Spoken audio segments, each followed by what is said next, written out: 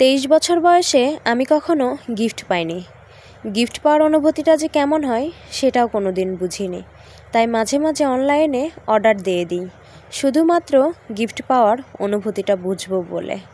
2-4 দিন পরে যখন ডেলিভারি ম্যান ফোন দিয়ে বলে আপনার পার্সেল আসছে, ঠিক তখনই মনের ভিতরে বলে ওঠে কেউ হয়তো আমার জন্য কোনো গিফট পাঠাইছে। পরে যেয়ে দেখি না, এটা তো আমার সেই অর্ডার করা পার্সেলটা।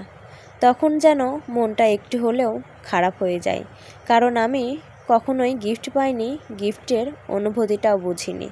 তো ভাবলাম আপনাদের সাথে আমার এই শাড়ির ভিডিওটা একটু শেয়ার করি। এই শাড়িটা আমি অনলাইনে অর্ডার করেছিলাম। শাড়িটা অনেক সুন্দর, আমার পছন্দের একটা শাড়ি। পার্সেলটা আজকে হাতে পেয়েছি। তো আপনাদের কেমন লাগছে আমার এই শাড়িটা দেখতে কমেন্টে জানাবেন কিন্তু। আর আমার জন্য সবাই বেশি বেশি দোয়া করবেন, আমি যেন সবসময় এভাবে হাসি খুশি থাকতে পারি।